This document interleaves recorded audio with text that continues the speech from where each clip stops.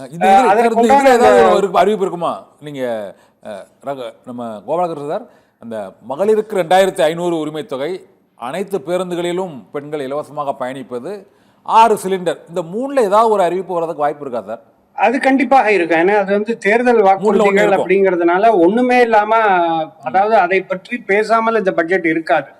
பேசிதான் தீர வேண்டிய ஒரு சூழல் இருக்கு. அதனால வந்து இப்ப அந்த இது போன்ற இப்ப மகளிருக்கு உண்டான அந்த உரிமை தொகையா இருக்கட்டும், இல்ல இலவச பேருந்துகள், அதாவது இப்ப அந்த சில வாரங்களுக்கு முன்பு படித்தது வந்து எல்லா பேருந்துகள்லயுமே இது வந்து மகளிருக்கு உண்டான அந்த பயணம், பேருந்து பயணம் அப்படிங்கிறது நீட்டிக்கப்படலாம்ங்கிற இதெல்லாம் வந்துகிட்டு இருக்கு. அந்த டிஸ்கஷன்லாம் இருக்கு. அதனால கட்டாயம் அவர்கள் கொடுத்த அந்த தேர்தல் வாக்குறுதிகள் கொடுத்ததுல கட்டாயம் சில அறிவிப்புகளை வந்து ஒரு அறிவிப்பாக மட்டும் இல்லாம அதை செயல்பாட்டுக்கு கொண்டு வருவதற்கான அறிவிப்பு நிச்சயமாக இந்த பட்ஜெட்ல எதிர்பார்க்கலாம்.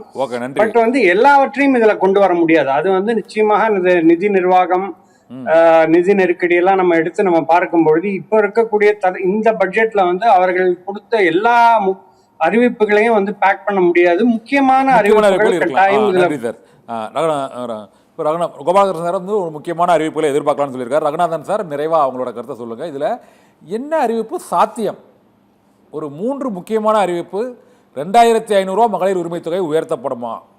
6 சிலிண்டருக்கான தொகை வழங்கப்படுமா? அல்லது மூன்றாவதாக பேருந்துகளில், அனைத்து பேருந்துகளிலும், இப்போ நகர பேருந்துகளில் மட்டும் இருக்குது, அனைத்து பேருந்துகளிலும் இலவச பயணம் வேணுமா? ஏதாவது சாத்தியம் இருக்குன்னு இந்த முதல் பட்ஜெட்ல நினைக்கிறீங்களா? சார் சொல்றாரு, நம்ம கோபாலகிருஷ்ணன் சார் ஏதாவது 1-2 அறிவிப்பு கண்டிப்பாக இருக்கும், அப்படின்னா அது அந்த பட்ஜெட் நிறைவு பெறும் அப்படிங்கிறாரு. நீங்கள் எதிர்பார்க்கறது என்ன? இந்த சிறு குறு தொழில்களுக்கும் நீங்கள் வந்து ஒரு அதிகமாக பல்வேறு கோரிக்கைகள், பல்வேறு எதிர்பார்ப்புகளை சொல்லியிருக்கீங்க. அதையும் நிறைவாக சுருக்கமாக சொல்லுங்கள் சார். இந்த புது அறிவிப்புகள் இருக்குமா? நீங்கள் சார்ந்துள்ள இந்த சிறு குறு தொழிலில் என்ன எதிர்பார்க்குறீங்க? நிச்சயமாக பாப்புலர் அனௌன்ஸ்மெண்ட் இந்த பட்ஜெட்ல இருக்கும். அதுல மாறுதல் கருத்தே கிடையாது. ஏற்கனவே ஒரு 3 அறிவிப்புகள் ஏற்கனவே வந்தாச்சு. ஒண்ணு வந்து 100 யூனிட் மின்சாரத்திலிருந்து 200 யூனிட், ஆனா அதுல ஒரு லிமிடேஷனை வச்சிருக்கோம். இரண்டாவது விவசாய கடன் தள்ளுபடி, அதை கொடுத்திருக்கோம், ஆனா அதுல ஒரு லிமிடேஷனை வச்சிருக்கோம். மூன்றாவது 1 பவுண்ட் தங்க நகை, அந்த திட்டத்தை அறிவிச்சிருக்கோம். இனிமேல் அது துவங்கப்பட போகுது, எந்த அளவுக்கு போறதுன்றத பார்க்கணும்.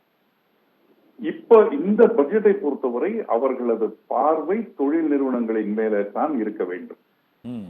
இளைஞர்களுடைய இம்பார்ட்டன்ட் செக்யூரிட்டி ஃபீலிங் கொடுக்க வேண்டிய கட்டாயத்துல முதல்வர் இருப்பதை பார்க்கிறோம். ஏன்னா அவர் தேர்ந்தெடுக்கப்பட்டதற்கு பல வகையில உதவியாக இருந்தது இளைஞர்களுடைய மக்கள். அப்போ அவங்களுடைய எதிர்பார்ப்பை பூர்த்தி பண்ண வேண்டிய சமாச்சாரம். நான்காவதாக மதுபான கொள்கை என்ன இந்த அரசுக்கு? இன்னும் விரிவுபடுத்த போறாங்களா அல்லது அதிகப்படுத்த போறாங்களா பிரைஸ? சப்போஸ் அவங்க வந்து மதுபானத்தினுடைய விலையேற்றத்தை கொண்டு வந்தாங்கன்னா அப்ப நுகர்வோருக்கு அது இன்னும் ஒரு அழுத்தத்தை கொடுக்க போகுது, எதிர்ப்பு உருவாக்கும். I have a instinct to drink but I don't have means to drink அப்படின்ற பொழுது ஸ்பூரியஸ் லிக்கர் வரப்போகுது. அப்போ உடல் நலம் இன்னும் பாதிக்கப்படக்கூடிய ஒரு கண்டிஷனுக்கு தள்ளப்படுவார்கள். அப்போ இதை எப்படி சமாளிக்க போறாங்க, என்ன முறையில ஸ்ட்ராட்டஜி இருக்க போகுதுன்றத பாக்குறோம். இந்த பட்ஜெட்டை பொறுத்தவரை நாங்க எதிர்பார்ப்பது, முக்கியமான எதிர்பார்ப்பு, சிறு குறு தொழிலை பொறுத்தவரை மின்சாரத்திலே ஒழுங்குமுறை கொண்டு வர வேண்டிய கட்டாயம், நிலையான கட்டணத்தை முழுமையாக ரத்து செய்ய வேண்டிய கட்டாயம், பீக் அவர் காஸ்ட நிறுத்தி வைக்க வேண்டிய ஒரு கட்டாயம், ரெகுலரைஸ் பண்ண வேண்டிய கட்டாயம், சூரிய ஒளி மின்சாரத்தை அதிகமாக உபயோகிப்பதற்கு உண்டான wheeling charges, network charges abolish பண்ண வேண்டிய ஒரு கட்டாயம், ஏற்றுமதி சார்ந்த நிறுவனங்கள் பாதிப்பு அடைந்திருக்கும் பொழுது அவர்களுக்கு அந்தந்த ஷாக் அப்சார்பர் மாதிரி ஒரு ஃபண்டை நம்ம உருவாக்கணும். ஒரு 5000 கோடி ஃபண்டு. எந்த நேரத்தில் எல்லாம் இயற்கையின் மூலமாக தொழில்கள் நலிவடைகிறதோ அவர்களுக்கு ஒரு ரிலீஃப் ஃபண்ட் இருக்கும். எமர்ஜென்சி ரிலீஃப் ஃபண்டுன்னு கார்பஸை உருவாக்கணும். இதெல்லாம் நாங்க எதிர்பார்த்துட்டு இருக்கிறது, பார்ப்போம் எப்படி வருதுன்னு. நன்றி சார்.